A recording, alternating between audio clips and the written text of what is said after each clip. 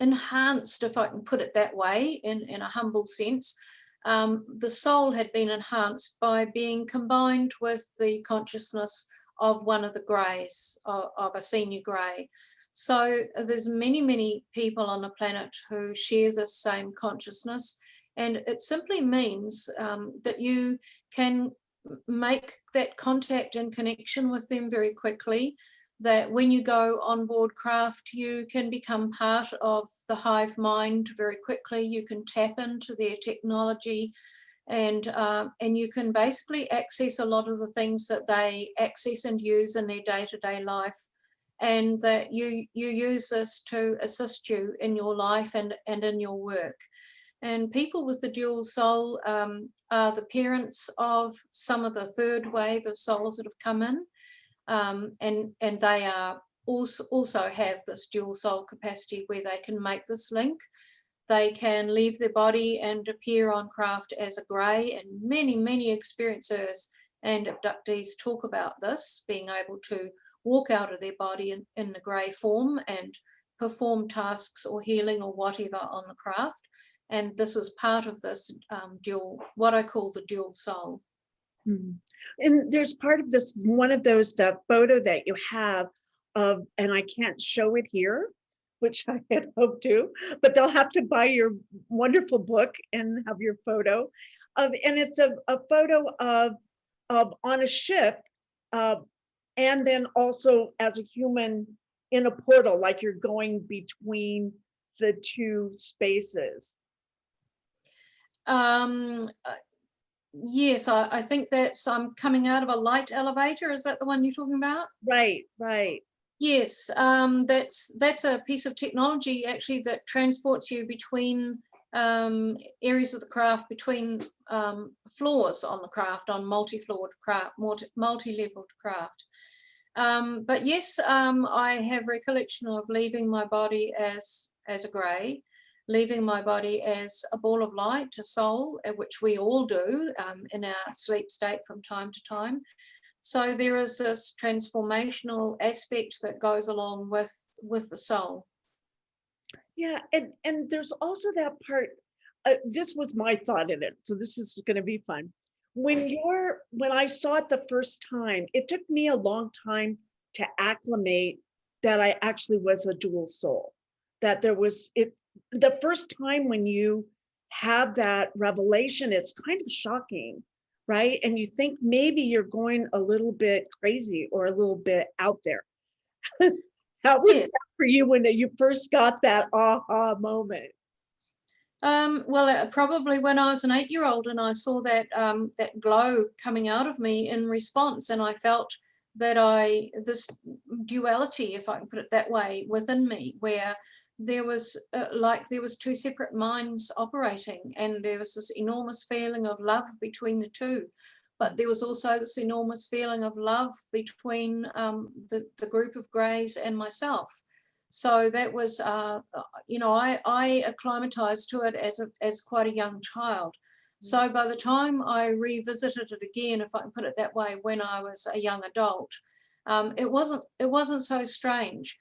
But I do see people struggle with it. I do see people fearful of the idea that we could be have our soul blended or joined to the consciousness of another species. But really, I mean, we do this in a sense all the time with our pets and our animals.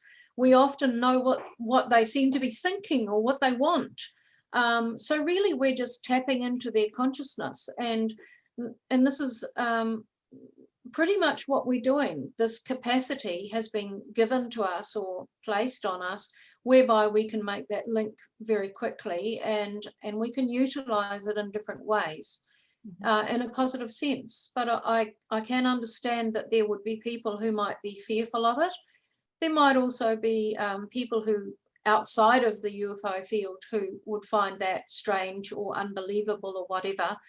But I'd like to say we know a lot more now, or we think we know a lot more about the soul and telepathy than we did many years ago. Decades ago, many people didn't believe in telepathy. They thought it was impossible. And now, of course, we have university laboratories and scientists and even DARPA studying this telepathy and knowing that it exists and using it. So there's no reason why some of the things that many experiencers talk about that seem just pretty out there can't actually be reality, and reality that the majority of us have not yet experienced. Right. And so part of that is, have you ever felt like there's a part of you that's on the ship? So it's more like a bilocation sort of a thing, where you're on the ship and you're also, since we're multidimensional, the mother, a teacher, a daughter, you know, there's so many aspects of ourselves. But that I've had a few people tell me that they felt like there was a part of them that still was on a ship at the same time. So there was almost like a bilocation of spirit. Yes, the ideal that the ETs had in mind when they did this, and they told me that they have done this with other species on other planets. It's not a new thing, but it's the first time they had done it with humans in this program. But no, I have not sensed the bilocation. I have felt the separation. And I'll give you an example of that. I went on board a craft on one occasion, was taken on board, transported there as a human. And then my human body stopped still, and I was still aware of my consciousness as Suzy Hansen, but out of my body stepped a grey, and it went through the door, and it was there to meet for a particular reason, to do with something that was happening in my life at the time that consciousness was disturbed about or concerned about. And so that consciousness met with other senior greys, if I put it that way, and eventually then I was called in and spoken to. So you do have this capacity for the consciousness to separate in that sense. And a lot of experiencers have talked about this over the years, but quite reluctantly, because I don't think anybody's really been able to put it together or to see what it really is and what it's used for and where it's going. That some people have been quite disturbed by it, and others have found it a very loving experience. But I think we have a greater understanding now. Right. And so we can get through the fear. I like when you talk about that we're in a new future with them, a new communication with them from the beginning, you know, like when your experience in the 80s, right? 80s, 19... Yes, right from the 50s I've had experiences, but from the 70s is when I really began, the contacts really ramped up again. Mm-hmm. In 1975 with the car accident, or not accident, but a car experience with the flatmate, right? Yes, that was pretty profound. I would say so. And you had missing time with that as well. Yes, we saw some lights appear over the hills. We were just winding down out of a very hilly piece of road in New Zealand, way out the back of country area where there were a lot of sheep stations and very few houses. And we saw two lights appear over the hills side by side, and we thought it was an aircraft coming into land, an agricultural aircraft. Didn't take too much notice. They clicked out. We still didn't take too much notice. We thought the plane had changed direction. Then they clicked on right next to us on the hill, adjacent to our road. That gave us a fright. I immediately started thinking in terms of a UFO, because my family and I had seen one when I was 8 that couldn't be explained in natural terms or misidentified aircraft. But my flatmate, who had a science degree, couldn't accept that it could be a UFO and felt it was a fast-moving helicopter. Well, it would have to be pretty fast to move, several kilometers in a split second. And it clicked off again, disappeared, came on again along the hills in front of us, and then disappeared altogether. So for a few seconds, we felt this enormous relief. We could stop arguing and we could carry on our journey because we'd almost come to a standstill. And there was a long 2.5 kilometre straight ahead of us that went over a riverbed. And so we're sitting there, just sort of crawling along at the beginning of that straight. And he said, "Oh my God, whatever it is, it's coming up behind us." And it had swooped down the hill behind us. And pretty much within seconds, it came over our car. This enormous white light consumed the car with light. I can remember hearing someone screaming and realizing later that it was actually me. I turned to look at my flatmate, and everything seemed to be in slow motion, and he had dropped his hands from the car wheel, so he wasn't driving, and he was slumped against the door jamb with his eyes shut. And I could hear this terrific noise. They say that UFOs are silent, but this was like a metallic graunching, grinding sound. And the light was blinding. It was so blinding, it was painful. And I must have blacked out also, but just before I did, I felt the car leaving the road. So that feeling in your stomach you get when an aircraft leaves the tarmac.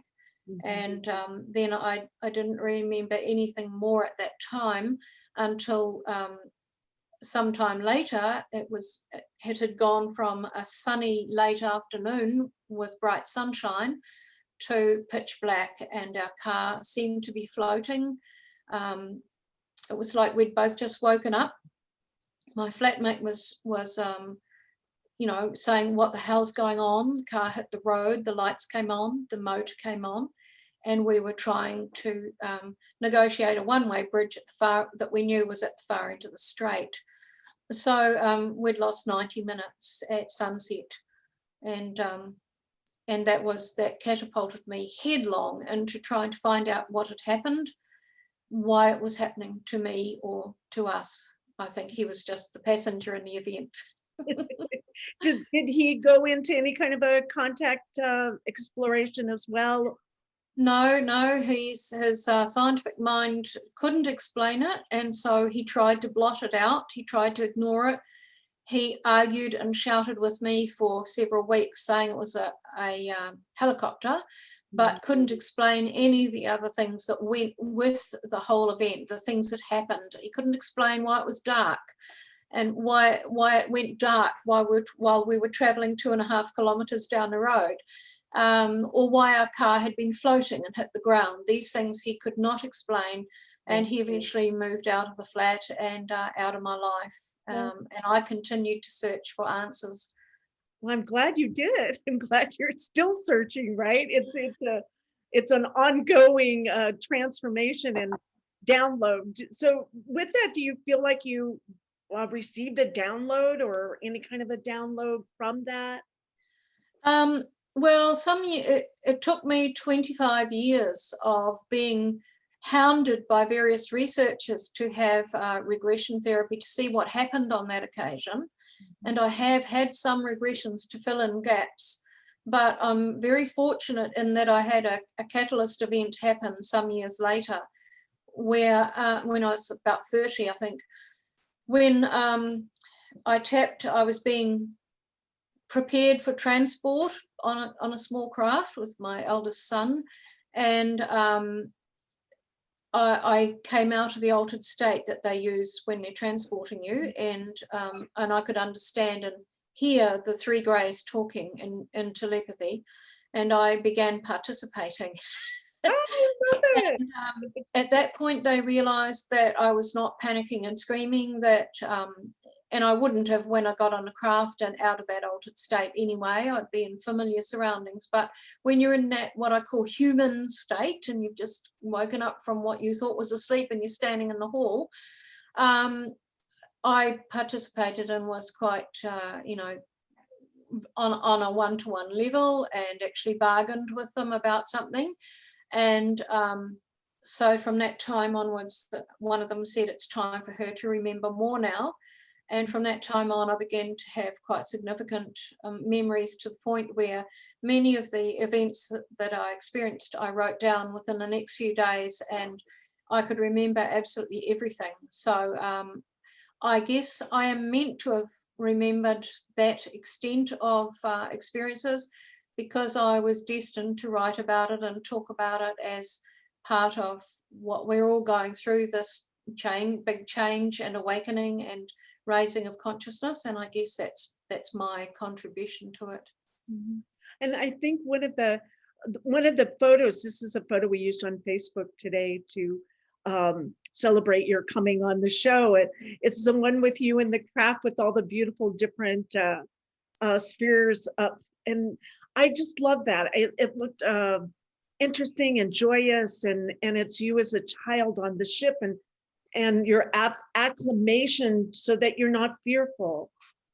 Yes, that's one of my husband's drawings. He's absolutely marvelous. He's an artist, and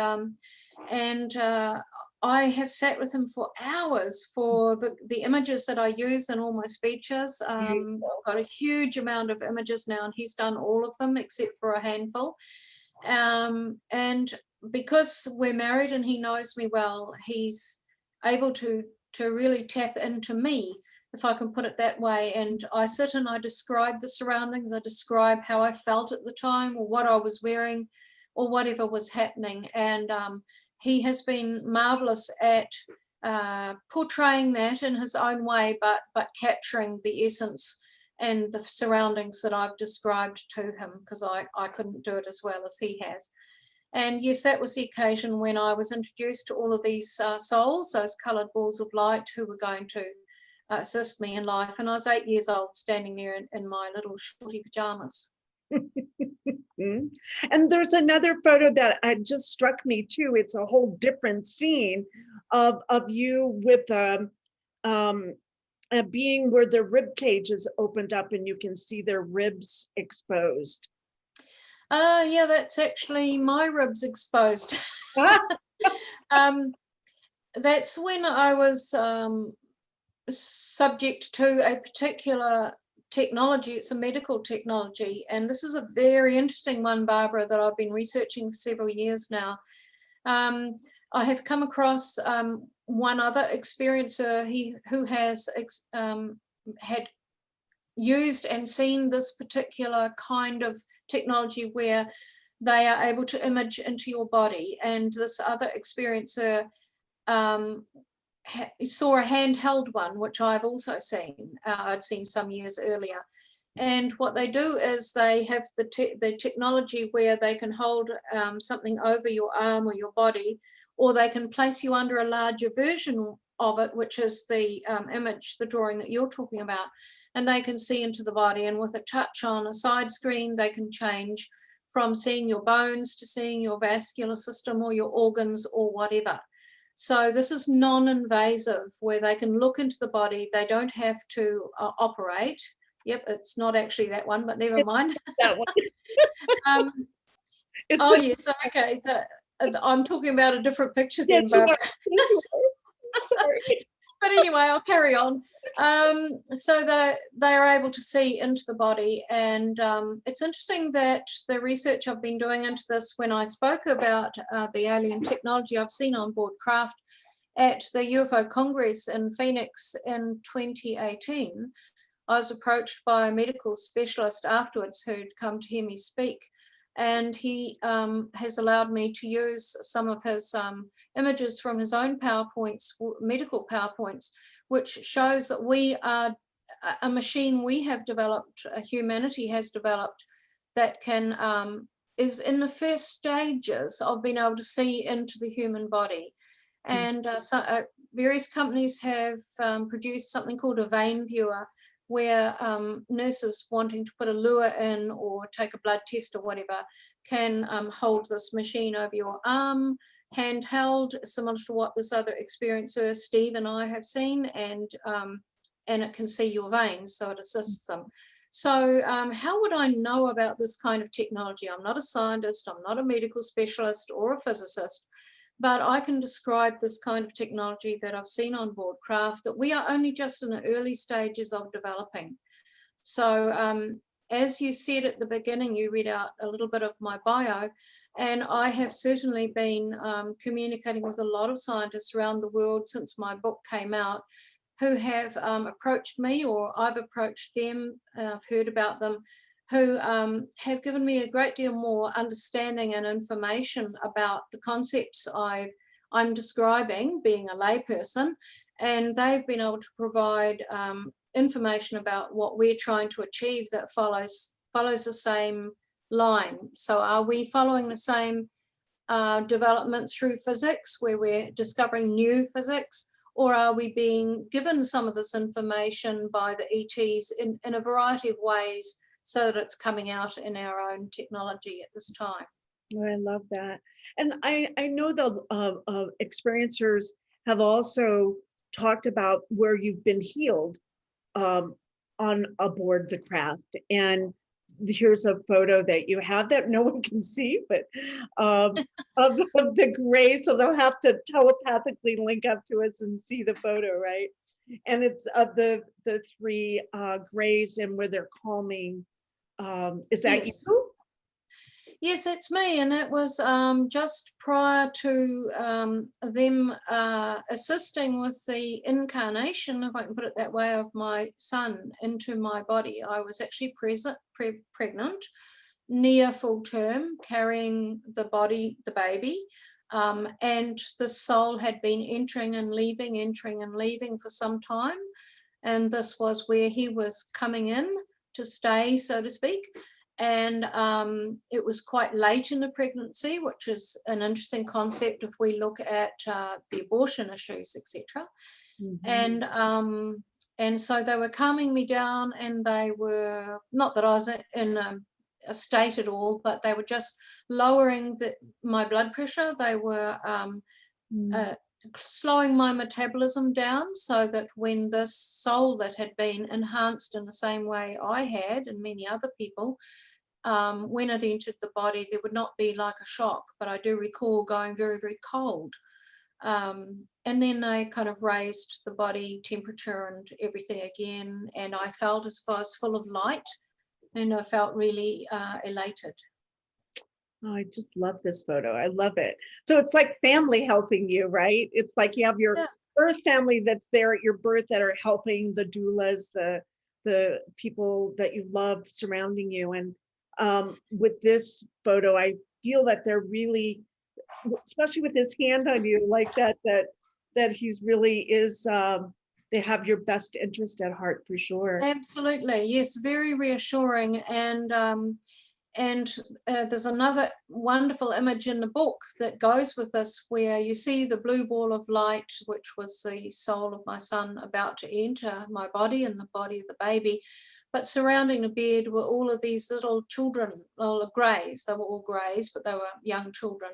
And they had been brought in to witness this, because to be allowed to witness it, because they were all going to be a part of his upbringing in life on the craft, and they were going to be his assistants, the same as these ones in the image you're talking about have been through with me through life.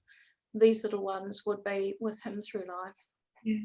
Do you feel like you have had one that's been with you all the way through, or 2 or 3 or 5 or 10 or?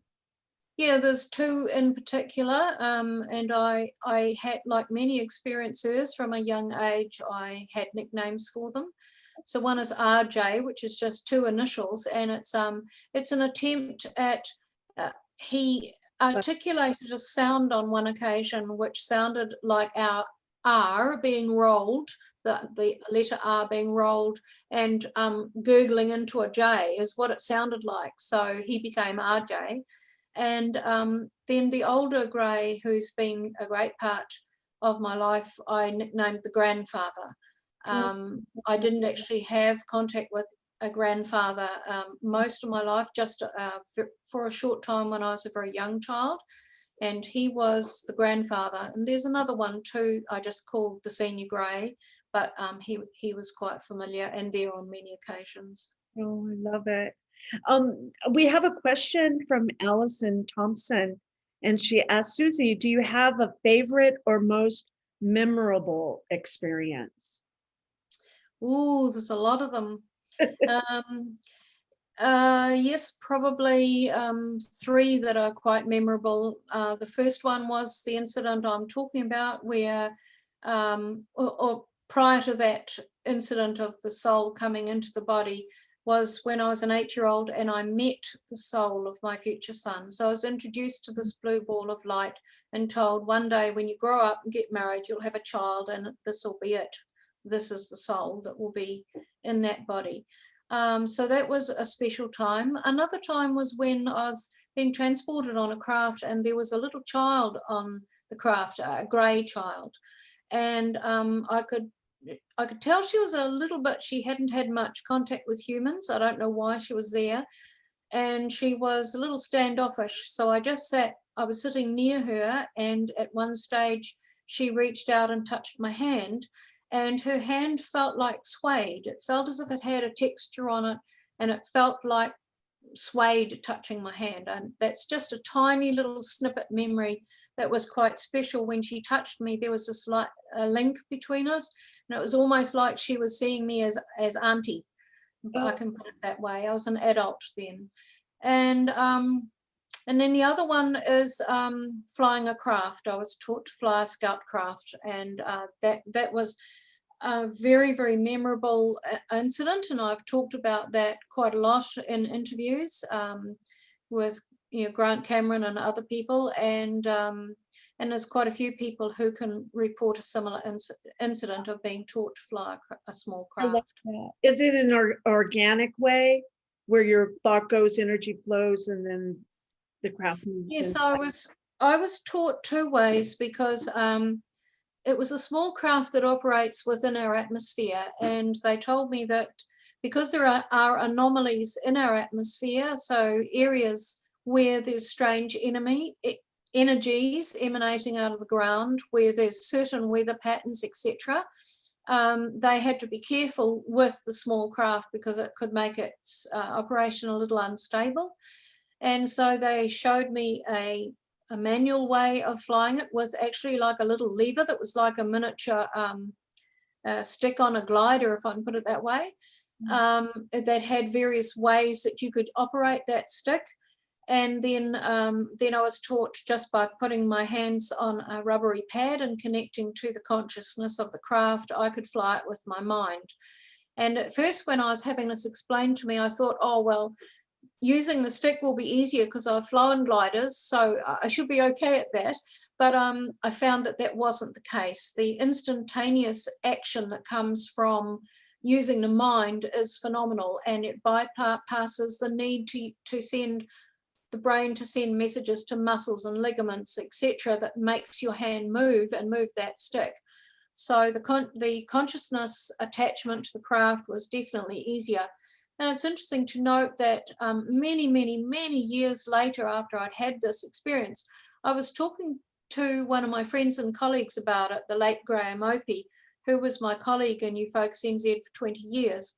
He was a pilot, but he was also a retired air traffic controller of 33 years. And he said to me, Suzy, I'm going to send you, we're talking on the phone, he said, I'm going to send you some information and have a look at this, Suzy, and then get back to me. So he sent me some images of the stick, the control stick that is now used on the big A300s, A320s, etc., the big Airbuses. Oh my goodness.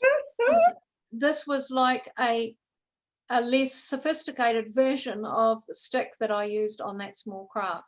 So here again, we have this repeated technology, something that an experiencer has used that is quite simple, but behind that simple object or simple scan or whatever is this amazing technology that we're only just tapping into or only just beginning to produce in a less sophisticated form.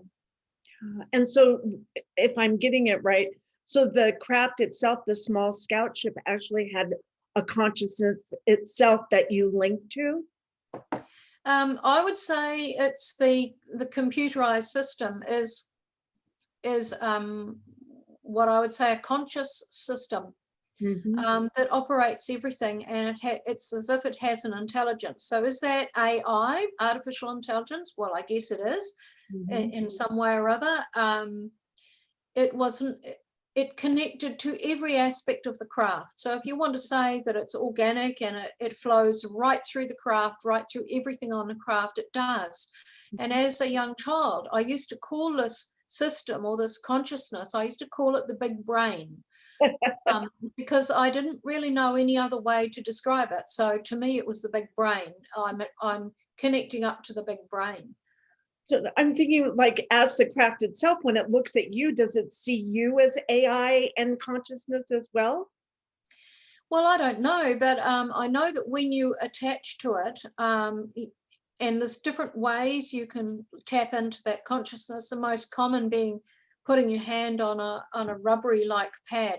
And then that consciousness, or that big brain, as I called it, it reads your frequency. It reads everything about you. It reads everything about what you're thinking and what you want to do.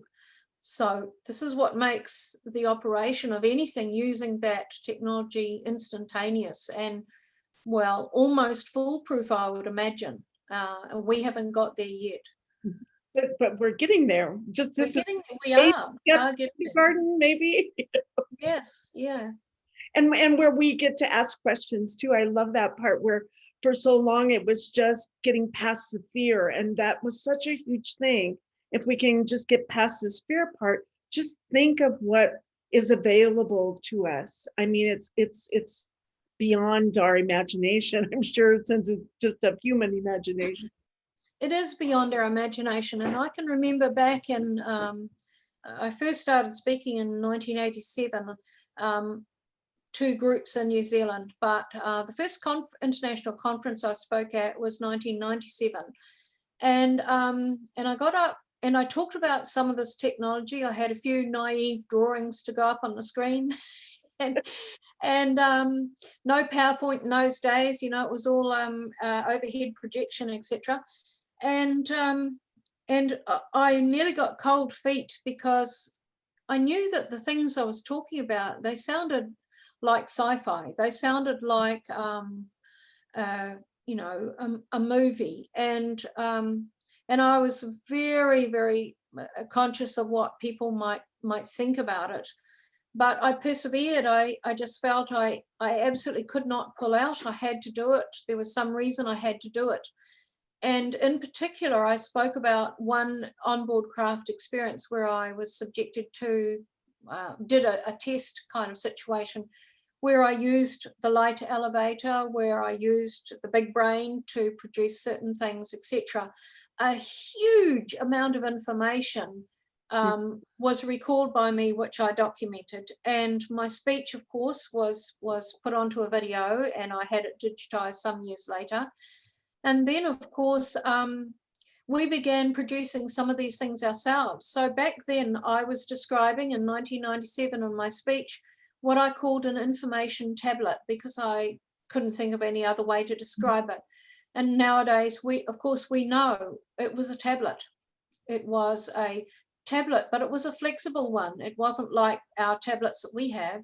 It was like a sheet of plastic that could light up, illuminate, create a 3D image in the air in front of you. You could roll it up and put it in your pocket. And of course, now, in the last 10 years, we're trying to produce that ourselves. Right. And this is like decades ago, I was talking about this. And so the fact that I have that speech on a DVD now is a wonderful thing, because nobody can say to me, you made it up recently when you saw the technology on YouTube. No, I talked about it decades ago, and right. I've got the video to prove it. I love it. I love it.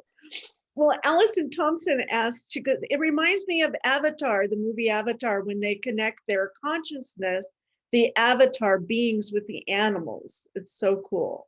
This kind of connection, but you haven't actually done that. It's not like you're not connecting your consciousness to like not like an animal or a body, but actually consciousness itself, just to link up. So yes. Maybe that's all we need, is just consciousness meets consciousness, and we go from there. Yes, and I mean, I see people doing tarot reading or tea leaf reading or whatever you like. And they're using a tool to help them focus. But what they're using is consciousness. Mm-hmm. And we're moving towards a time when we don't need anything like that at all. And I mean, there's plenty of people who, mediums and clairvoyants, give a reading without using anything at all. But this is the kind of thing that we will be doing, thinking to operate all kinds of things. And in the book, I described on one occasion the purest kind of consciousness I've ever really experienced on the craft and with the ETs, is when I was taken into a room with 7 other humans and some greys and different species, and they were they transformed the room just using consciousness. So the room became vast. It started off as a small white room and it became vast, and so that you couldn't see its edges, its perimeter. And they tried to get us to relax to the extent that we could disintegrate our body, and they showed us how to do it. They disintegrated in front of us. Mm-hmm. And they created color with that disintegration so that we could see them forming shapes in the air and joining together and to form objects in the air that then dissipated and reformed into something else. Mm-hmm. And they kept saying to us, humans will do this one day. Mm-hmm. And that may be a long way in the future, but in the meantime, it's being able to tap into consciousness and utilize that in our communications and in our technology, and use it safely and in an ethical way. Right. And if it's all right out there, you can't lie, right? You can't manipulate. Exactly. Yes, exactly. It's perfect. I used to say that. Well, whatever planet I came from, we didn't do that. Everyone was honest, integrity, honorable, had your best interest and loving, So if we're headed back that way, that gives me a lot of hope. Yes, I think we are headed back, because the Greys have said that we have gone retrograde in our spirituality. We've really gone into the muddy depths of the river, and we're not flowing pure and clean, and we need to get back to that if we're to evolve, and we need to evolve quickly. We have got things coming on our planet, which they have shown many experiencers, including myself. I was in a group of 250 people in an undersea base, taken there in small craft, and we all poured out and up a long tunnel and into various lecture areas that were hollowed out of rock, and we were shown on a screen what is to come. And it's not pretty. And I don't want to be negative, and I don't want to frighten people. We will all be where we're meant to be. We have already been going through terrific earth changes on this planet for several decades now, and they've slowly been getting worse because, we've got more severe weather happening. Everything seems to be magnified so that it's much worse than it ever has been. Floods, landslides, volcanic eruptions and other things happening. And I think it's going to get worse, but the ETs have told us that we can somehow diffuse some of that. The more of us who come on board and become aware of our spirituality and of our own consciousness and the greatest worth of each of us, then we will start to diffuse that a little bit, and it won't hopefully be as severe.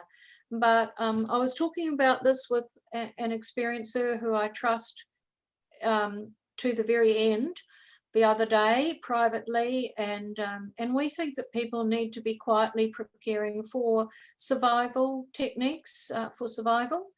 And if I can leave one message today, it is that. It is start preparing your family and your home to survive whatever may come in the future, because the scientists and people are telling us it's coming.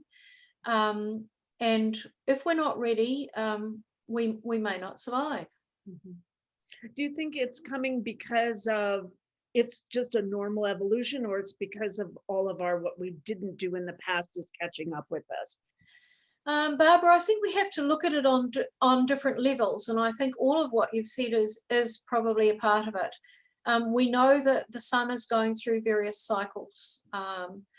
We know that we've polluted the planet and that we need to start fixing that if it's not too late. We know that we have created terrific destruction of important aspects of our planet, like forests and natural habitats and species becoming extinct. We have to work towards that, but not only that, humanity itself is suffering, and we are to blame for that. We can't blame anyone else. We are to blame. And so I think we've got an awful combination of things that are coming to a head. And some of those will be natural cycles and natural events on the planet. And others will have been created by us.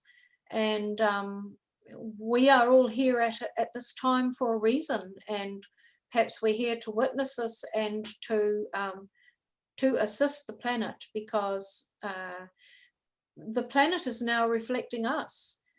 And we're in a horrible mess, and so is the planet. And I think that there are other levels of consciousness in it that we don't understand, that exists in nature, that we don't yet understand. And when we do understand it, we will again feel at one with nature and be able to work with her. And not be so separate and compartmentalized, right? Yes, definitely. Well, we're almost to come to a break. Can you believe that? The first hour. And so I want people, our listeners here today, if they want to get in touch with you are you doing sessions still, Suzy, or? Well, with the virus situation worldwide, I'm not traveling to speak overseas, but I'm doing Zooms and interviews and things like that. And I have 2 websites I can tell you about later, but people are able to contact me, and I will get back to them in due course. I try to get back to everyone. You may have to wait a couple of weeks or more, but I will get back to you if anybody would like to talk to me on a one-to-one. Okay, great. That sounds wonderful. And so Allison has we'll end with one of our listeners says, you bring up such a good point. Have the Grays touched on how once we are more tapped into making sure it's ethical, some tend to take advantage, especially when it comes to power. How can we make sure it stays ethical? Or is it once we are more tapped in, we will automatically evolve to be focused on being more ethical? Yes, I think we have to go through some changes that bring us, Alison, that bring us to our knees. And as people who, when I say something like that, people say, oh, I don't believe that. Oh, I think we're going to do this and we're going to be amazing and we're going to create this and that. Well, yes, we will do in the future, but in the meantime, we're stuck in the mess that we're in. And we don't just magically transform out of that. We have to work very hard to get out of that. And I think I agree with you, the more spirituality people understand, and the more concerned they are about other living creatures and humanity in general, the more ethical will be our technology. The ETs have very ethical technology, and unfortunately, as you said, we tend to use ours to harm each other. And until we get past that state of mind, we're going to continue doing it, aren't we? Definitely. So when we come back after the break, we're going to talk with Suzy Hansen some more. We're going to start the show with a wonderful photo or a painting that her husband, I think it's your husband, I'm assuming he did this. It's a lecture with a gray and human. It looks like a large, like a lecture hall on a ship. Am I looking at this correctly? I'm not sure which one you're looking at. Has it got a grey and a human up the front? Yes. Yes, okay. We can say a lot about that one. Okay, fantastic. And I know other experiencers have also talked about being brought above a group like that and having a lecture at the same time. We'll be right back. That's our break. We'll be back at 6:04, so don't go away, okay? Thanks everyone for tuning in. Thanks, Suzy. Okay. So I'll be back in just a minute. Hey, thank you. I'll be back in a minute. Excellent.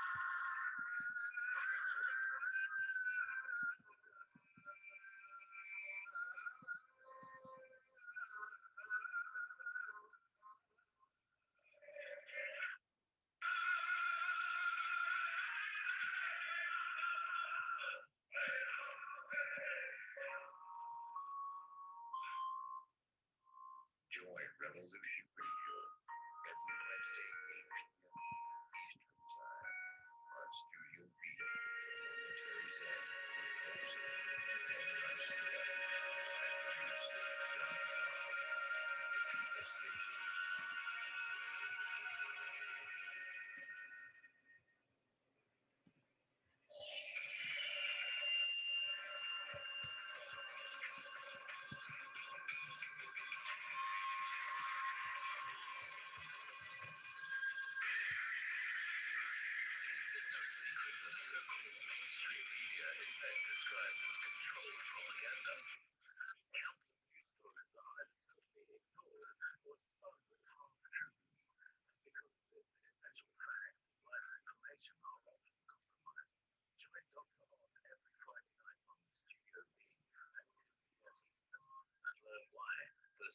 Behind the story was nominated for a Peabody Award in its second year of producing unparalleled broadcasting excellence in 1997.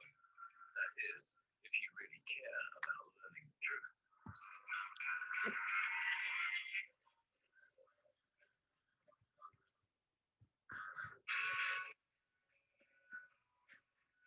All right, people are doing official radio, Revolution Radio, Facebook.com. Now, we're going to get back to those.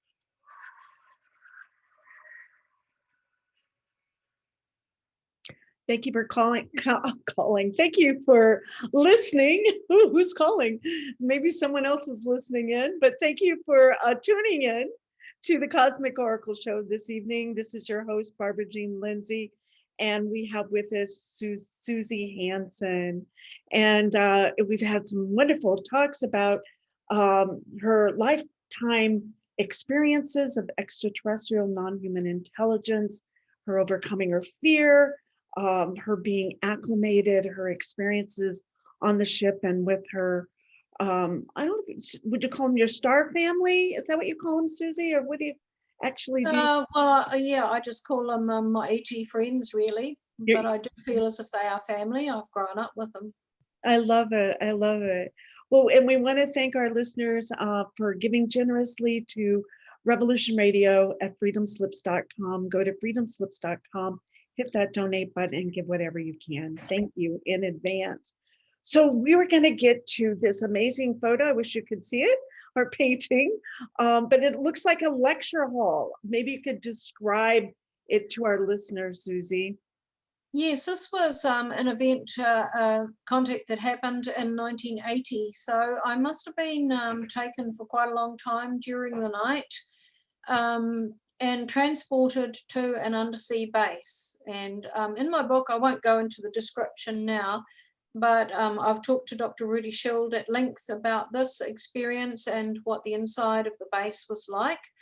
And I've also spoken to another friend of mine who is a former military person involved with one of the incidents in the States where a UFO came in over a military base. So he was a witness and has spoken at the 2001 press conference for the whistleblowers. So he has seen something similar to what I am able to describe on this occasion. On this occasion, I was transported there. A lot of small craft came in through this tunnel through the water, which I describe, and we were taken down a long wormhole tunnel, hollowed out of rock, and into a large cavern type area that was quite modernized. Like it had an enormous screen up the front and a bit of a dais up the front that you could stand on, and then the seats and like a tabletop in front of each seat were layered up the wall like a lecture theatre kind of situation. So there were about 250 of us. It took some time for us to all shuffle in there. And the interesting thing to note is that in this place there were greys and other species, and there were humans, and they were all working together. In the hangar area, there were humans being shown things by other species, mainly greys, gathered around craft, etc. So there was a lot of obvious exchange of knowledge and technology taking place.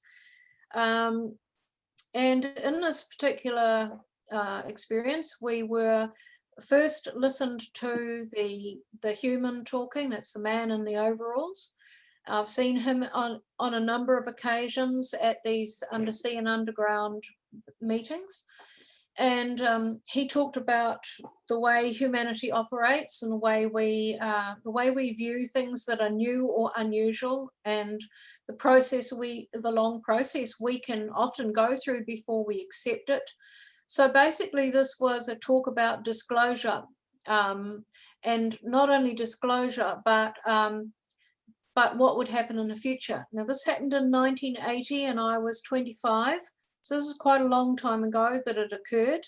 And the interesting thing is that I've written about it in my book, and about some of the things that they predicted would happen. And I've had dozens and scores of emails in the last year saying, I'm seeing these things happening, Suzy, I've read your book. And my goodness, what you state in the last 3 chapters is happening now. Mm-hmm. So this should be of a dire warning to us.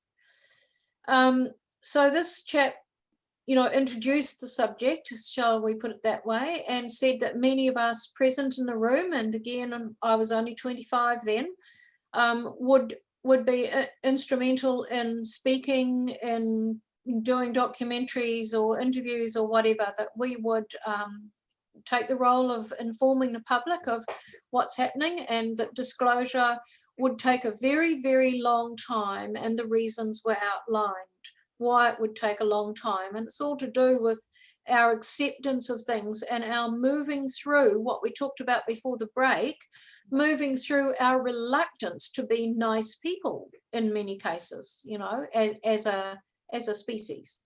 So then the grey took over, that senior grey there, who was very lined, extremely lined face, which is probably why he had a long garment on.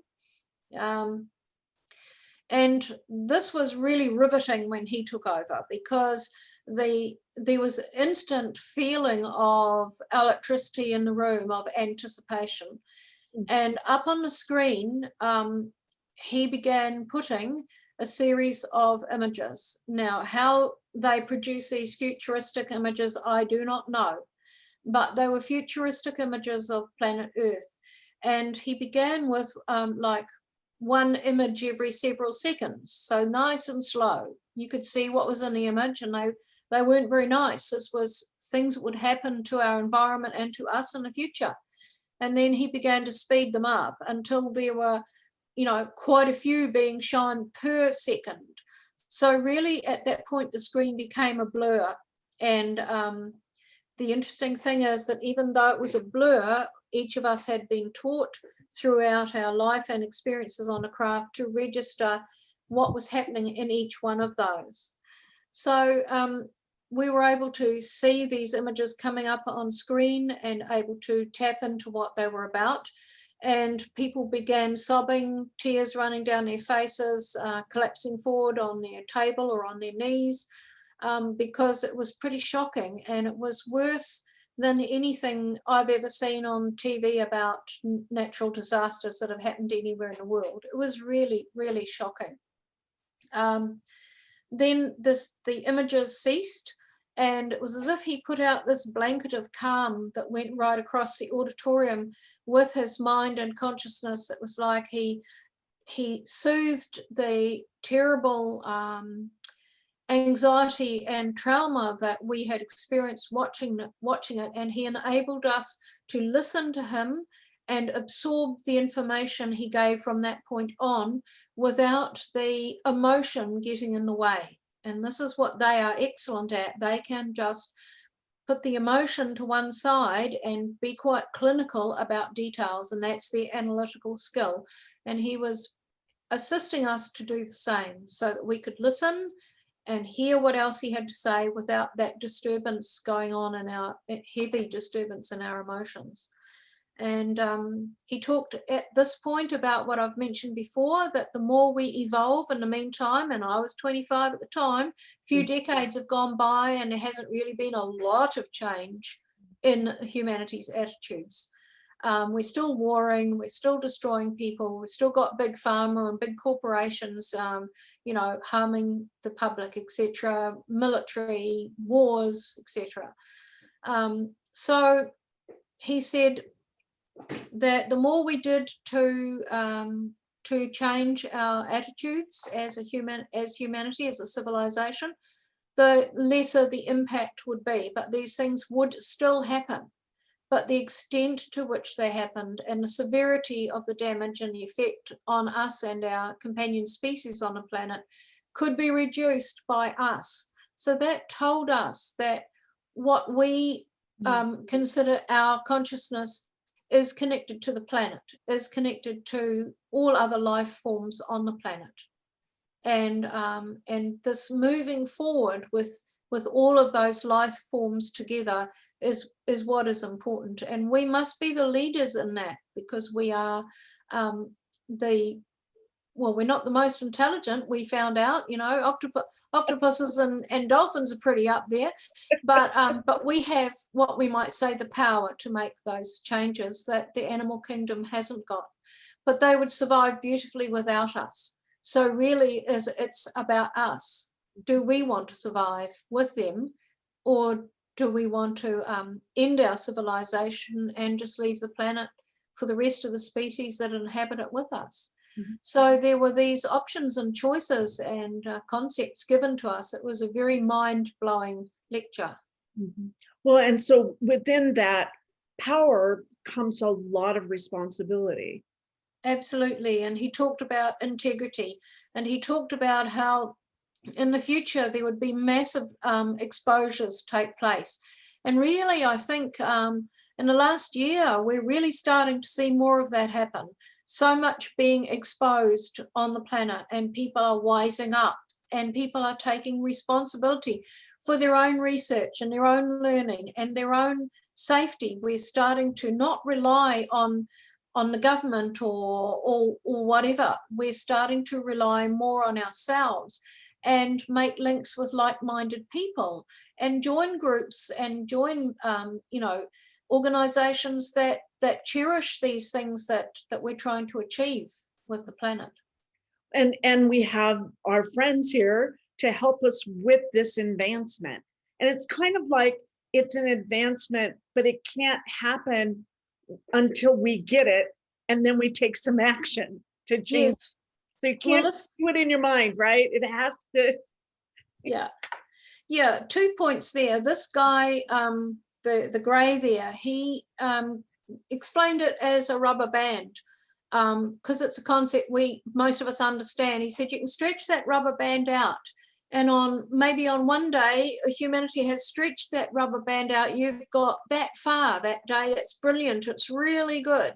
That's stretched it out. But the next day it might ping back because we've got something's been exposed somewhere that isn't good, that's harming us, or there's been a war has started, or there's a terrific disagreement happening between nations or whatever. You know, there's been an ecological disaster or whatever. So we ping back again, and then we try to stretch it out. So he said we can't create a timeline, but in terms of natural cycles, and we've got the sun affecting the planet at the moment, in terms of natural cycles, your time is running short. Mm-hmm. And you've got to keep extending that rubber band and keep the evolution and the changes going. Mm-hmm. And that's what the whole 3 waves of souls is about, is working through a process of helping to create and maintain those changes taking place. Can you break down those three waves just briefly? Sure. For our listeners who've never heard this before. It's quite complex, but I'll do my best. I explain it in my book. But there's 3 waves. I first talked about this publicly in 2007 in Australia, but I mean, this is part of the whole dual soul thing that I've been talking about for quite a long time. So the first wave is souls that's, well, first of all, the spiritual guardians of our planet who oversee souls incarnating here, and the ETs. Many species saw us, you know, in the future that we would go awry and we would start creating havoc. And no doubt many other civilizations may have already done this and they have learnt from it. But they decided to start bringing in 3 groups of souls, and each of those groups is broken into 2 pieces. So I'll just quickly run through. So the first wave that started coming in is broken into 2 parts. And the first part to come in were the innovators, and they came in at the turn of the 20th century. So some of them were coming in like 1890, going into 1900 and such through to about 1930. And by 1930 to 1960, these early souls coming in, the innovators, were, you know, the psychics, the spiritualist church people, the free thinkers, the early critical free thinkers, the people who were innovative in some way in the psychic area. So we could look at mediums and the table rappers and the Ouija board and all of those old things that people were doing around about that time that was changing our way of thinking about certain things.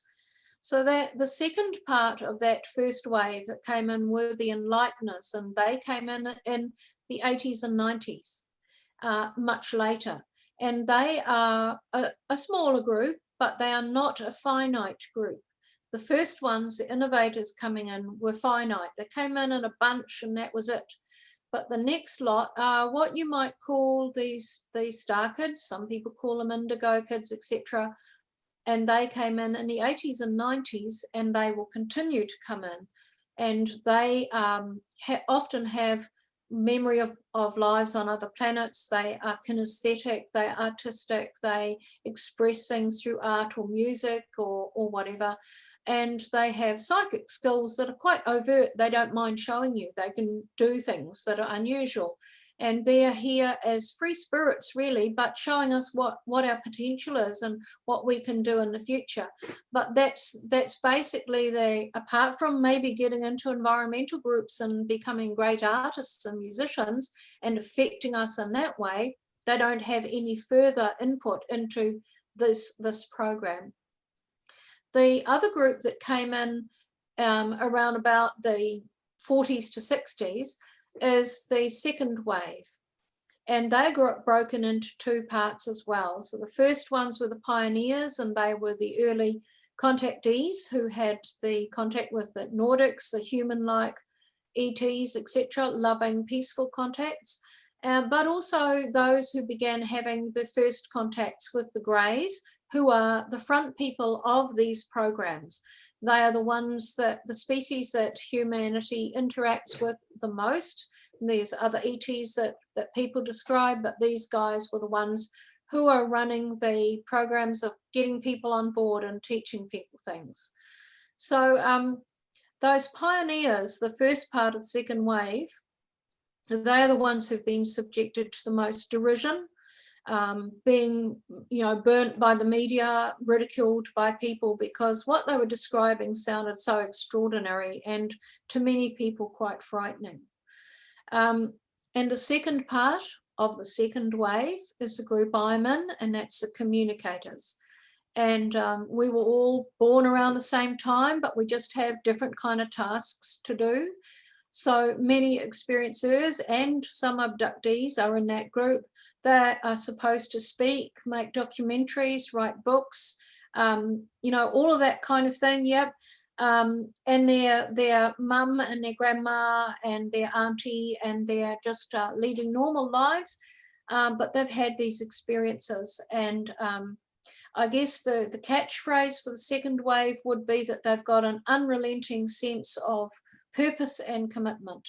And you hear many people in my age group these days saying, look, I feel like I've got to do something for humanity. There's a task, there's something I've got to do, but I don't know what it is. And that's that unrelenting feeling of commitment. Mm-hmm. And I say to you, if you're in that boat, don't worry about it, because when it is meant to happen, it will. Because not all the cogs in the wheel are going to turn at the same time. Some are going to turn first, and then others will follow. Other cogs will start to turn, and you might be one of those. So just wait, lead a good life, do your recycling, and get into saving the planet. And when it's time for you to really do something, you will know, and you will do it. Mm-hmm. Don't worry about it. And the second wave, those two groups, the pioneers and the communicators, are a finite group, a huge millions of people, millions of souls who came in within 20 years or so, and that's the end of us. When we're gone, our job's done. That group's job is done. So that would be the baby boomers, basically? Yeah, pretty much the baby boomers, yes. The evil baby boomers. Okay, we're not done yet, because we're not dead yet, okay? No, we're not. No, I'm not done yet.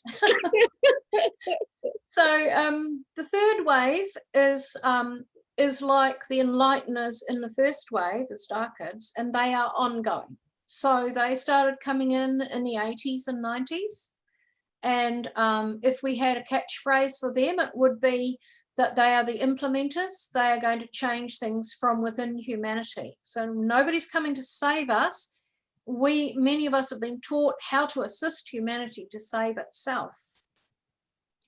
And the implementers have two groups. One is called the endpoint children. So as children, many of them were told, you're an endpoint child. And that doesn't mean to say there's not going to be any children after them. It simply means, as we know, that this whole contact arena is based on intergenerational contact.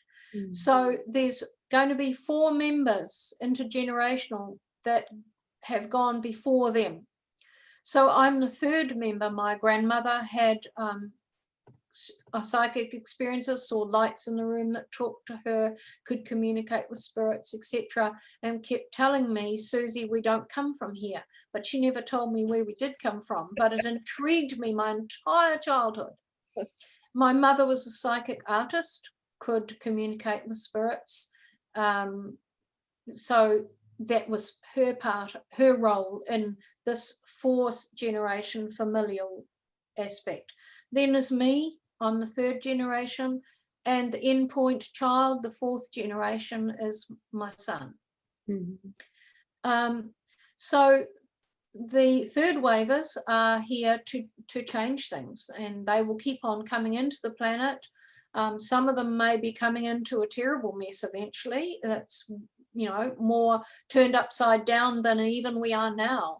But they will have some of the skills as they grow up to make vital changes. And the ones who are here already are generally in their mid to late 30s now, perhaps a few in their early 40s. And they're the children of my age group, and they are getting themselves unknowingly into positions of power and influence in a very positive and constructive sense. They're well educated. They've had their soul educated by the ETs. They've had themselves as a child and as an adult, young adult, educated by the ETs. So, and then they've had the dual soul side of their existence, the grey side of their soul educated at the same time. And those who show very adept analytical abilities and psychic abilities have been selected out of this group, this third wave, and they are called the fourth intellect, because they are able to combine all of those educations they've had into one quite extraordinary human being who is seen by other humans as having integrity, having ethics, being compassionate, being capable, and they don't exhibit any of the same abilities that they have, that the star kids have. They keep those under wraps, and they've been taught to exhibit those through their actions, through their work, through their being as a person, so that they are held in respect by other humans. And when it comes a time for them to take charge of, as our age group gets older and nods off, these guys are going to take over, and they're going to be able to use all of those abilities that they've been able to integrate into the final intellect that the ETs called the fourth intellect, which is where all of those three educations are totally integrated into this human that is a desirable person to be listened to and to be able to analyze situations and in a position to make constructive changes in the planet. Because we know that our medical system, our education system, our technology, everything has to change. Everything, all the structures that we've spent decades creating, they now have to change. And these guys are going to be the ones to be implementing those changes. And one of the big changes be that it's from a cosmic perspective. It's from a galactic perspective, not from such a narrow band, me perspective. Yes, exactly. So these kids who are now, many of them are now young adults, but they're still coming in dribs and drabs, being incarnating. They are very, very humble people. So we look around if you look around the world and you see some young people who are coming to the fore in some way, and being influential in some way, but being seen as very humble but forward-moving people, there's the possibility they could be a third waver. And they have the dual soul, the ones that have been selected out of that larger group of third waivers and called the fourth intellect. They've had a vast training on board craft by the ETs, and they don't have memory of their contact like the star kids might have. They don't have that memory at present. Some of them have vague memory of beginnings and ends of contacts or supernatural or paranormal things happening in their lives, because they're extremely psychic. They have the same sort of abilities as the star kids, but they use them differently. And the Greys referred to these fourth intellect at young adults now as the concealed ones. They want to keep them quiet and concealed. until such time as their job is really about to begin in earnest. And when they begin to remember some of their experiences, they will need the assistance of their parents and other experiencers in our age group to help them assimilate that and move through it really quickly so that it doesn't interrupt what they're here to do. Mm-hmm. So it's kind of like the sleeper has awakened. But when that happens, it's kind of all set up so that it's just a smooth movement. Yeah. And I was in a group of humans once where we were all parents of these children, and my son was quite young at that stage, and we were being told how we can best parent them, given some tips, put it that way. It seems strange that an ET should be telling us how to bring up our children, but that was what they were doing in a sense, talking about some of the things that they might experience and the problems that they might have. And someone asked, well, what if they get to these positions of power and then they go rogue and, you know, they turn out to be really bad? And the Grey just said abuse of power would be unthinkable to them. It's not in their reality. Yeah, abuse of power would be unthinkable to them. And what if they taught you about love? I always like to come to that because it's such a simple word. It's such a simple thing, but I always, whenever I work with them, it's always comes from there. Yes, yes. So what was your question? I missed the first bit. On the love, how does the love work through all of this?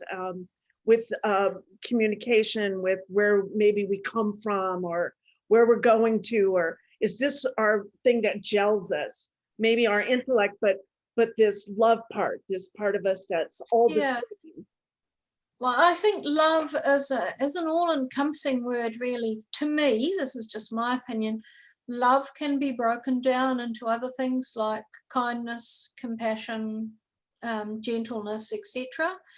But it can also be strength, and it can be determination, it can be commitment, and these are all aspects of love.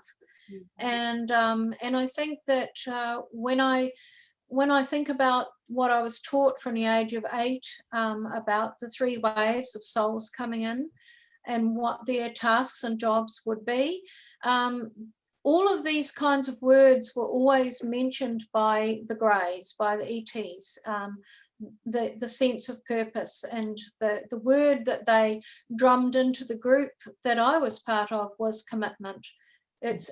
For your group, they would say it is about commitment, and you may try to pull away from that soul commitment, but it is a soul commitment, and you'll just be pulled back like you're on the end of an elastic band, because that's the way it is. This is what you're here for. Mm-hmm. And I think the amount of love that I have felt from the ETs and from many of the humans and other species on board craft is just it's difficult to express because it's so profound. It's difficult to find a word that expresses it. It's more of a feeling than anything. The words I came up with, I usually do a little setting of the energy for our show today, and the words that came up were strength, miracle, purpose, and connection. Oh, yeah, that's really good. That's really good.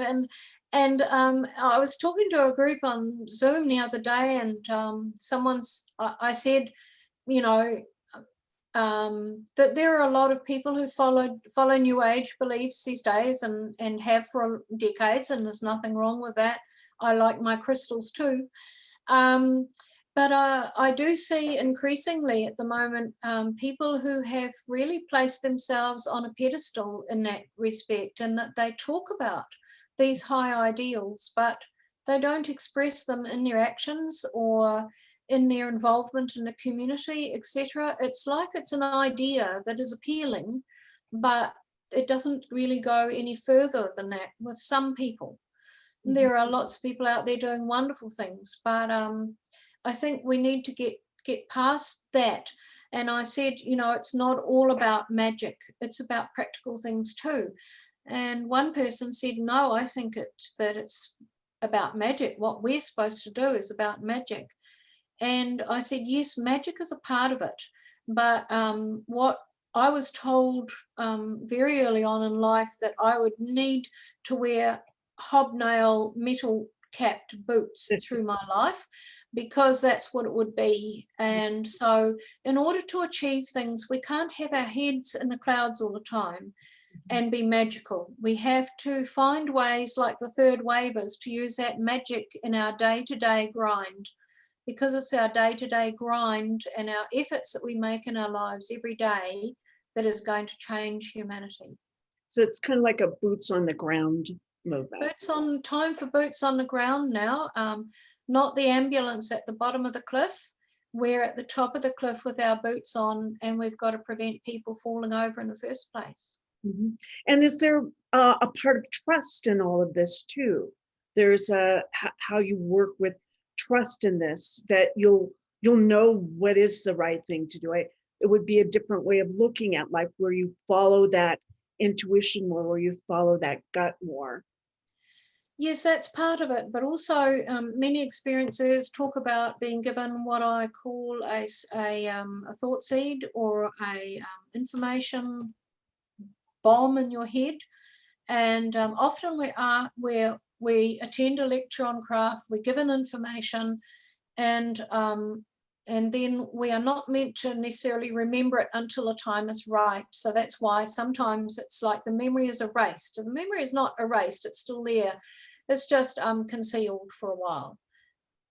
And often experiencers say, look, this thing suddenly came roaring out of my mind. I knew I had to do this. I knew I had to be here. And so off I went, and this is what took place, and this is the result of it, and it's quite amazing. So these are thought seeds that we've been given, these little memory bombs that open up when the time is right. And back in 2012, I think it was, I was on board craft, and we were actually lecturing. Certain humans had been asked to lecture to groups of the public who had been brought on in an altered state, so that they knew they were somewhere, but they didn't really know where. They were sort of in this netherland where they could understand what was being conveyed to them, but they weren't afraid of their surroundings. They didn't think it was strange to be there. So they'd been put in an altered state to protect them. But the humans up the front were talking to them about things to come. And many of those people were scientists. They were community leaders, they were politicians, they were medical people, they were rescue teams, they were part of humanitarian services, who are all going to face great difficulties in the future when the earth changes take place, and when there's upheaval in society, as there is starting to be already. All of these people agreed to have a thought seed, or put into a knowledge bubble, put into their consciousness, that will open up when it is triggered, and they will know what to do to assist people and help people, and to solve problems and situations. So there is a massive program going on these craft. It's been going on. It's multi-layered and multi-leveled, and I've been saying that for decades. And it's there to assist us to assist ourselves, and for us to survive in the best possible way. And a lot of information coming through the music and arts and dance, and those are critical aspects of ourself as well, that an expression of that might. Absolutely. They awaken things in us. You know, some people, when they listen to music, can become very tearful and quite sort of maudlin, but in that respect, they examine things in their life. When they're in that state of mind, they examine things, and they can reach conclusions, and they can solve problems within themselves. So all of these things have the job of triggering and creating changes within us. Sometimes just looking at a beautiful painting can have that same effect on us. Mm-hmm. Like a telepathic exchange is like 1,000 words in one look, right?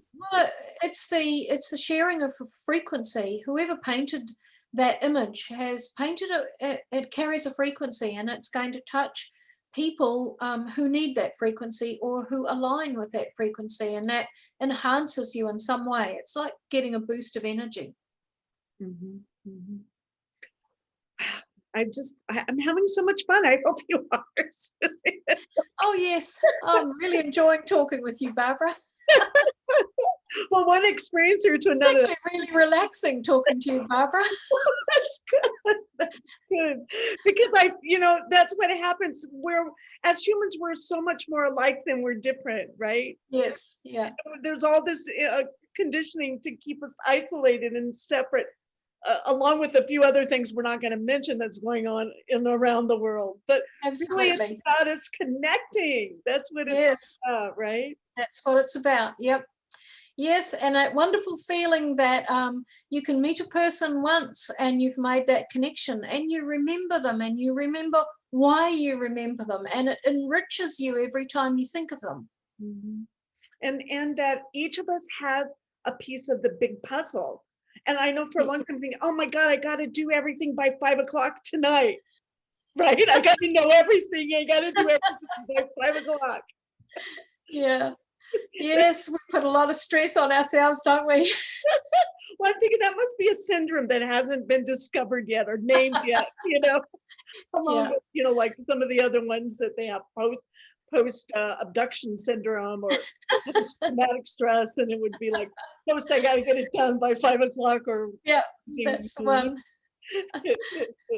Oh, wow. So it's a complex, I love when you wrote, it's a complex, multi-layered alien programs for us, for our best benefit. And some people, say, well, how could that be? Because there are people that have, it's not like let's see, where do we go with that? It's not like we're not communicating with them unknown or innocently, or take it, you get where I'm saying with that, Suzy. Yes.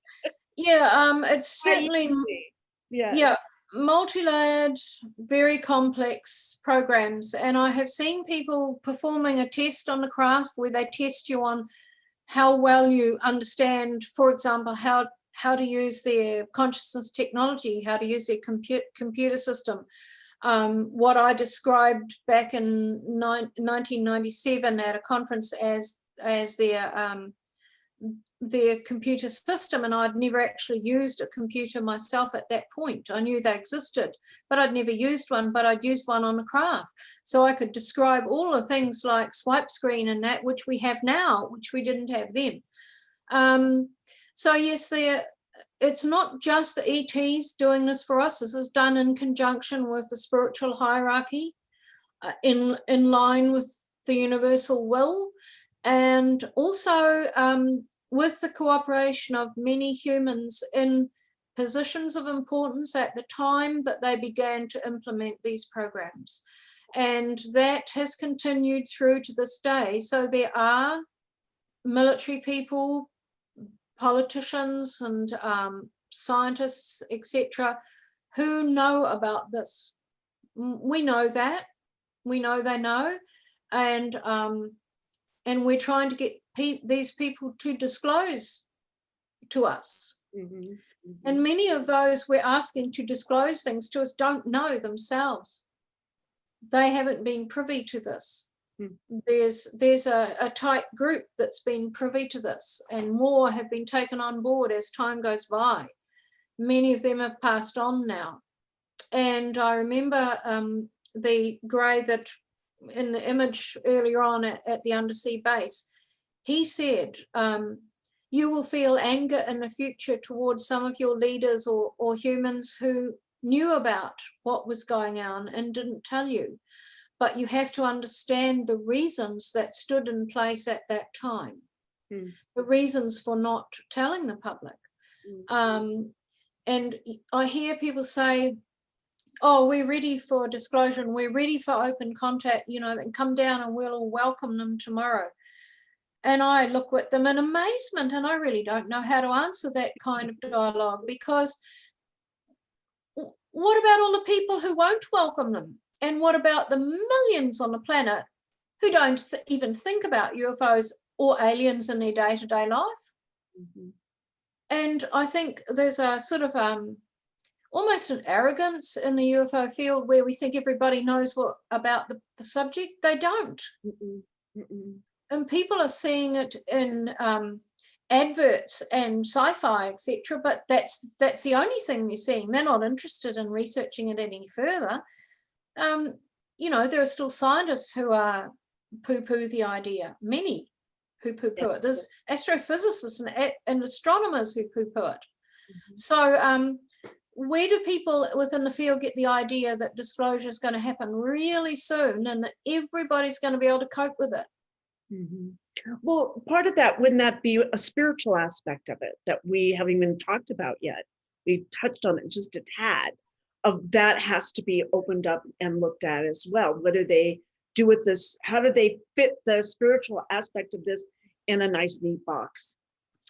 Well, the spiritual aspect is one of the things that has to be addressed before we can make these changes and before open contact can take place. They're not going to come down here and expose themselves and their craft and technology to people who are aggressive and not spiritual in their way of treating things. And we've got weapons. We're developing. We've got nuclear weapons worldwide. You know, if we go down that track, and every now and again it looks like we might do, and we all think, oh gosh, it's all going to go off here or go off there.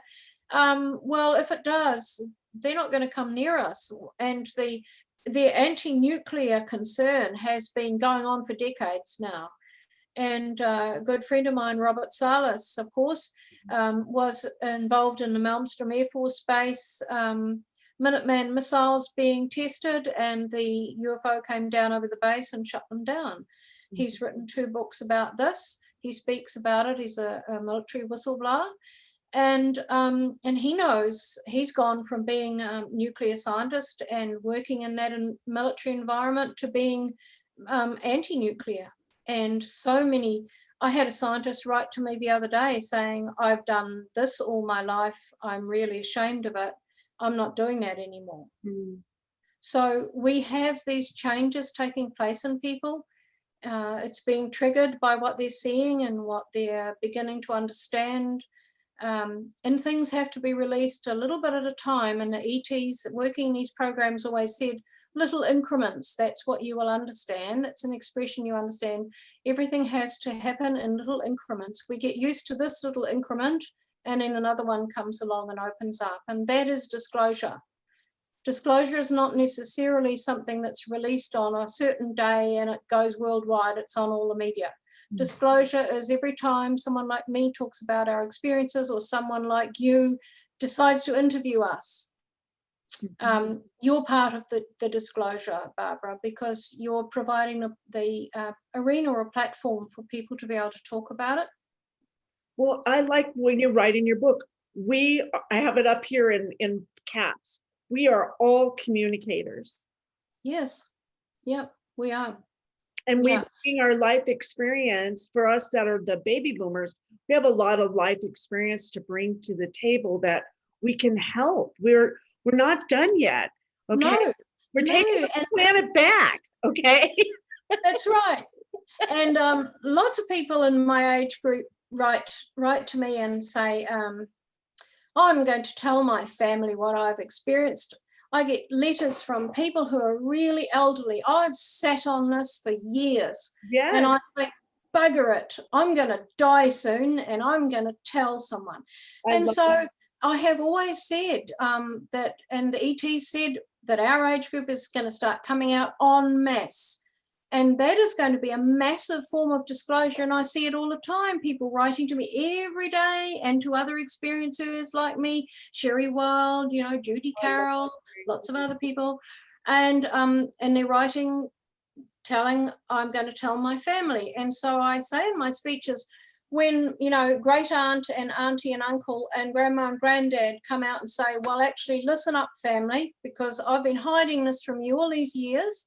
But this is what's happened to me. People are going to sit up and listen, because we've all had those life experiences, brought up families, we've had careers and jobs, and we've worked hard, and we might hold positions in a community where we're respected people. And when we all start saying, hey, listen up, something has to change. Yeah. It's like Isn't that wonderful? The like, ripple effect, planetary wide. right. It's like one lights a candle. It's like the winter solstice where Yes, one lights a candle and then great power. yes, and each lights a candle and then it's like all over Yep. the place, you know. Yep.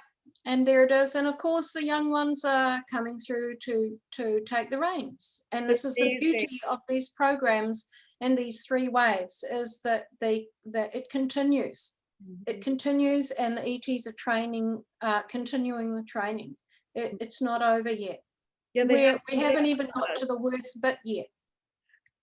I'm sorry, didn't hear that last part. We haven't even got to the worst bit that we've all been trained for yet. That's coming. Right. And then if we get through that, then it's going to be all uphill from there. And the ETs talked about a dead stage on the planet. And that's not when everyone's going to be dying, you know, and it's not going to be virtually no humanity left. They're talking about a stage where they said everybody will look downwards and they will stop looking out. They will stop wondering. They will be so concerned with their day-to-day survival for them and their family and their loved ones that they will be despondent and down and feeling like survival is the only thing.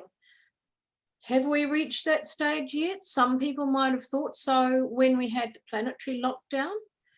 But that's, you know, there's pockets of that being very serious around the planet and other places aren't so bad. No, I think it's much worse than that, and it's still to come. And so everything we're doing now, Barbara, is leading up to that. We are in a state of preparedness now. And in that preparedness, what's the lesson from that as a species then?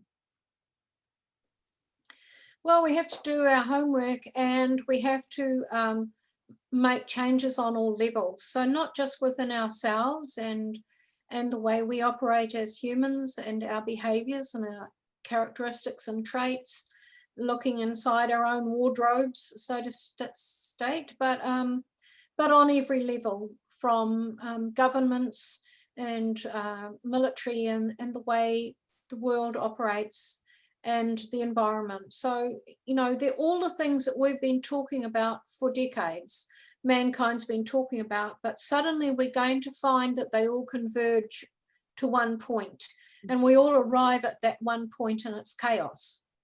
And we have to find our way out of it. When I was speaking in Scandinavia and the UK in 2015, I was coming down through Italy as all of those first immigrants coming up through Africa were landing and coming up through Italy. And the ETs said at one of those big meetings that we had on craft with a lot of humans, they said, when you see people with nowhere to go physically, spiritually, geographically, or in any other sense, nowhere to go, and they're wandering en masse in huge convoys, you better start worrying, because that's when things are really going to start the downward slide. And when you see streets burning and your police fighting humanity in the streets, that's another warning sign. And we've seen those things already. But isn't there that part too, out of when you birth a baby, it's messy. Okay, it is chaotic. It's like, you know, but out of that comes this beautiful baby and it's all worthwhile. Yes, so it's transformation that's taking place and it's change from within. You know, we can't sit around waiting for someone to come and save us. Some people say, oh, but the ETs are going to save us. They're going to take us off and we're going to go to a new earth and we're going to do all sorts of things. Well, they might be right. I don't know. But my feet are sort of firmly in those hobnail boots on the ground. And I think there's just a lot of work to be done in the interim. And only we can do it. Right. And we're up for that challenge. We are. Some people may not be, but when they see things disintegrating around them, they'll sharpen up very quickly. But if that's what it takes, if it takes tragedy for that to happen, then as you said, that's the birthing process. And out of that, it's in that part is where I just see where I have such hope for humanity still, you know, is that we gel with one another, where we have each other's back, where we do go, like the First Nations say, where we go together. Yes. That's such Yes. a key. And I feel, you know, New Zealand is a very small place, far away from the rest of the world, except our cousins across the Tasman Sea in Australia. You know, we're just north of Antarctica, and we have a small population. We've only just reached 5 million last year. So we're tiny compared to the States, etc. And I was very proud of New Zealanders during the lockdown because, you know, there's a lot of stories going around about the virus and pros and cons, and there's conspiracy theories and there's research on it, and there's so much for us to digest and try to decide, make our way through and decide what is fact and what is fiction. But the main thing is cooperation, a cooperation for the common good. And in New Zealand, there was massive cooperation. We're very practical people, and people just went out and thought, well, we don't know how long we're going to be like this. So they put in vegetable gardens and they shared things with people. They filled up people's cupboards and freezers with excess fruit and extra vegetables, and people just cooperated. They did not bow down. They did not bow under, and all the things you read about what we're supposed to have done in this country. They just cooperated for the common good. And you can cooperate for the common good while still doing your homework and while still educating people around you at the same time. You don't have to become aggressive and angry in your attitudes and drag the spirituality of the planet down with you. Exactly.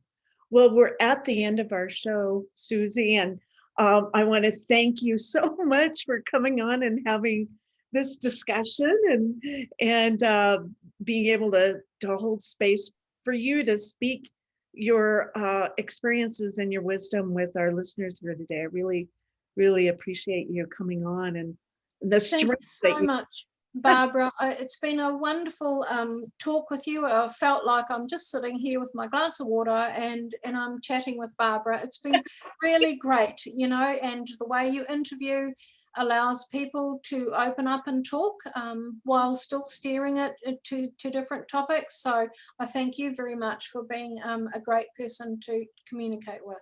Thank you. And thanks to all of our listeners for tuning in this evening. And go to Amazon and buy her book, because it's just a beautiful thing. You'll learn more. And if you have questions, you can connect with Suzy. Her book is The Dual Soul Connection: The Alien Agenda for Human Advancement. And we have a couple minutes if you want to tell them where they can reach you, Suzy. Okay, I've got two websites. My UFO sighting website, which is really interesting to look at. It's a new one, so it's still under a little bit of construction, but there's a lot of material on there. That's www.ufocusnz.org.nz. So that's ufocusnz.org.nz. And my communicator link website, which I do with Brian Dickerson in Australia and Cheryl Gotchell in Australia, and I'm in New Zealand, is www.communicatorlink.com, and you can contact me through either of those websites, and I'll do my very best to answer you. And I'd like to wish all your listeners all the best in the future. Hang in there.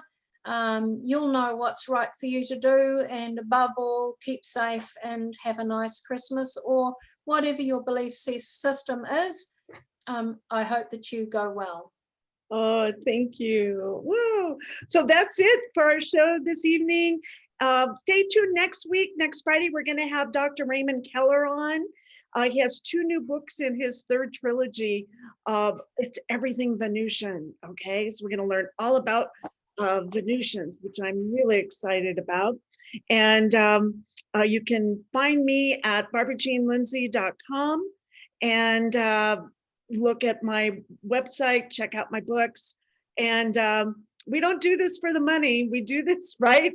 Suzy, That's right. We have, why do we do this? Because it's our passion, it's our And we're right Commitment. on the pulse of the planet right now, I think. Yeah, it's our commitment to humanity.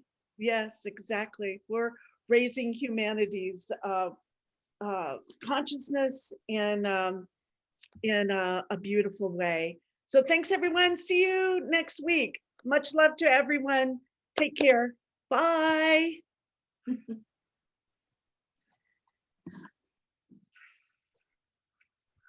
Are we on air, off air?